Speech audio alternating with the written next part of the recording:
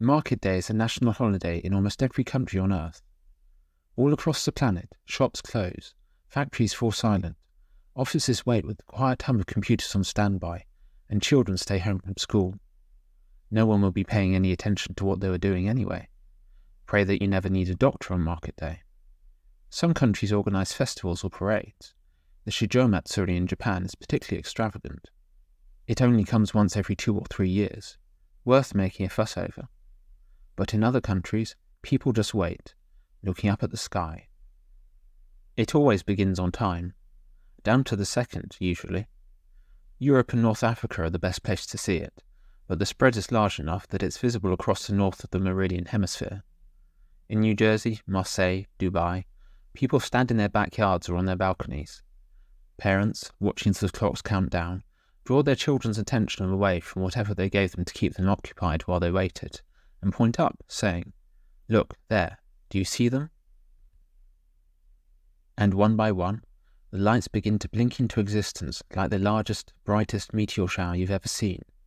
A whole constellation of flashes, paparazzi bombing the sky, dazzling at night, hard to miss even during the day.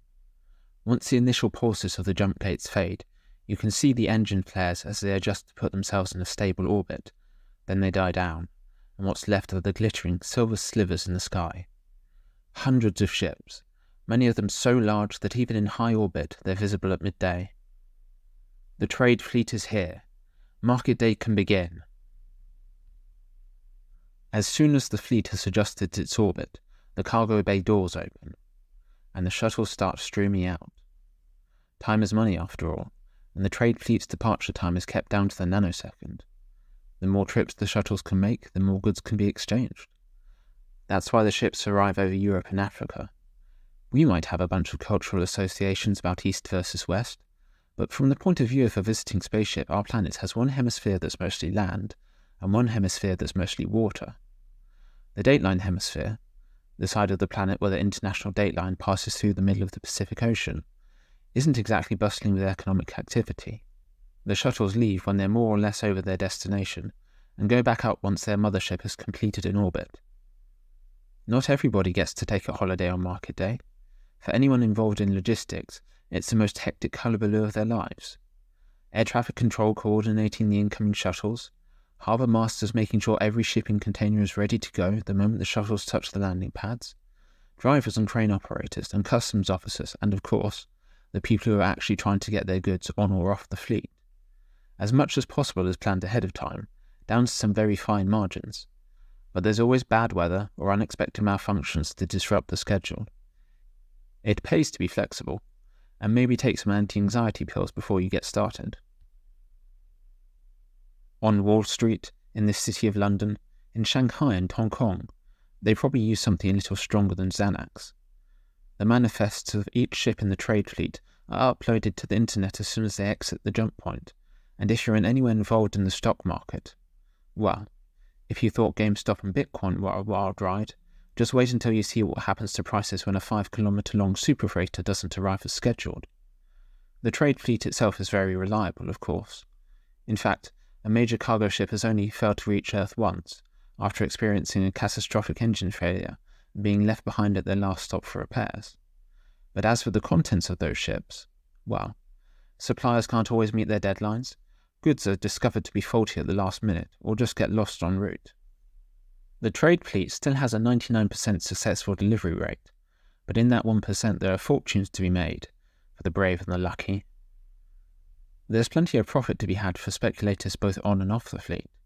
There are traders living aboard who bring goods that haven't been pre-ordered, gambling that they'll be able to convince someone along the route to take a chance on the right good at the right price.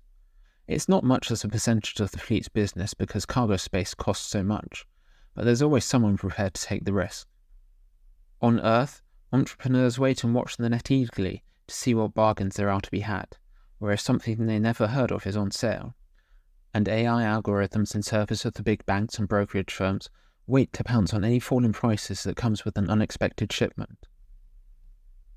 What sort of goods does the trade fleet bring? Everything you could imagine and more. Technology, clothing, food, jewellery. Everyone under 40 has long since gotten tired of older people complaining that a diamond ring used to mean something, now that younger generations have diamond buttons and studs on just about everything. You can buy a diamond the size of your fist for the price of a toaster.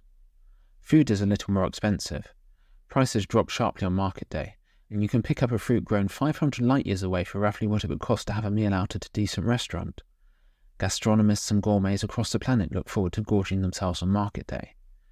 The glut lasts about a week, and then prices start to rise again. A month later, and the same fruit is the price of a meal at a 3-Michelin-star restaurant, which is about the only place you can find them too. Technology is much more expensive. The top-of-the-line stuff, that is. Major governments can just about afford quantum computers and biotech. Less advanced equipment like small spaceships and communication technology are affordable for governments and major corporations. Most of the internet is run on X-wave satellites now, operated by dozens of companies who picked up the components cheaply from a surplus sale. A market crash a few planets away depresses demand, and we clean up on the leftovers. What do we send in return? Whatever we have. There's almost nothing we can manufacture ourselves that can compete with the rest of the galactic market, so very few industrial goods get exported. Most of the goods we sell are natural products unique to Earth. 100 shipping containers full of durian fruits, a couple of minerals that aren't common anywhere else, helium-rich moon dust that we started mining. That sort of thing makes up the bulk of our exports, but there are thousands more esoteric products. A herd of elephants, a vintage Rolls-Royce Phantom, a self-portrait by Picasso. Virtually anything, no matter how strange or apparently useless. It's almost always done through brokers, so we don't even know what the final destination is. Local exporters just get an order for 50,000 parakeets with a few parameters like size and colour. For all we know, the elephants ended up as elephant steaks, but it could just as easily be that there's now a herd of pachyderms trekking across a savannah 1,000 light years distant. Maybe the Rolls-Royce Phantom is in a transportation museum. Maybe some alien businessman just bought it as a toy for his children. Earth is always short on foreign currency, so anything we can sell, we do sell. The Declaration of Independence might have sentimental value, but next to a medical bed that can cure any type of cancer, well, we have more than one copy anyway. Samurai swords, Egyptian mummies, the Sears building. On market day, every kind of good from all across the planet is packed onto the shuttles and transported up to the ships waiting in orbit. Oh, and people too. The trade fleet has no problem taking passengers, provided they can pay. Some of them are government-sponsored, heading for a specific planet either to set up an embassy or to get a better education than anywhere on Earth can provide. There are whole planets whose main industry has become educating less advanced species for a hefty fee. Some are corporate employees or entrepreneurs looking to set up a trading post on a distant world. A risky business given the level of competition, but when it pays off big. Some are just tourists. It's become the greatest flex of the super rich to take the grand tour, accompanying the fleet on its circuit of the Milky Way, or at least this corner of it. There are 517 inhabited planets on the current itinerary, only a fraction of the total in the galaxy, but that's still 560 more than my grandparents' generation ever expected to see. Not all of them are safe for humans, but everyone who takes the grand tour comes back with stories of incredible technology and strange customs that will put Marco Polo to shame. A handful even stay on one of those worlds for a while, getting to know the local culture, waiting for the trade fleet to come back around so they can hitch a lift back. Not many aliens are interested in doing the reverse. There are extraterrestrial tourists on the trade fleet who will visit for the day, coo at the quaint local products and primitive natives, and marvel and gawp at the festivals to honour market day.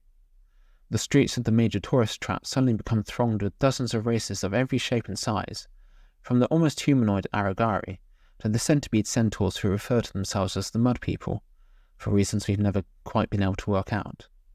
But very few of them stay. Some are explorers, whose worlds have no interstellar travel of their own, and some are just thrill-seekers or the terminally curious. Every so often there'll be one who doesn't make it back to their shuttle in time, and is unexpectedly stuck here until the next market day. The fleet never breaks schedule. After the first time that happened, we insisted any alien wanting to visit Earth had to be from a species with an established embassy here. Not that we wouldn't make them welcome until the trade fleet returned, but a lot of them require environmental suits that we don't have the technology to maintain, or have special dietary requirements. Luckily, we were able to improvise solutions the first time, but better safe than sorry. It's been several decades now since the trade fleet first arrived. Apparently, scouts have been visiting and documenting Earth for years, judging its economic potential, until at last the trade fleet, a trade fleet, because although we capitalise it, it's only one of many that circle the galaxy, decided it might finally be profitable to add Earth to its list of stops. That was certainly a day to remember, when the trade fleet's envoy touched down in New York Harbour, bringing not ancient wisdom or the threat of conquest, but a catalogue of products we could order from. The fleet is its own sovereign entity. It doesn't belong to any one species, and it negotiates on its own behalf. It sets standards for trade, prevents fraud, and offers a common currency of exchange all on its own. The planets it deals with are simply customers. We've tried asking for faster-than-light technology, but even most of the species that travel aboard the trade fleet aren't able to engineer their own jump-capable ships. The ones that are tell us that we couldn't afford it, and that if we can't discover it on our own, then we aren't ready to use this anyway. Some people say they're just trying to protect their monopoly, but there's a reasonable argument that you shouldn't be given an engine that breaks the laws of physics if you don't know how it works. And some people wonder what else is out there, off the shipping routes, and whether we're really ready to find out. There's something else a few of us wonder about as well. We wonder what will happen if the trade fleet stops coming.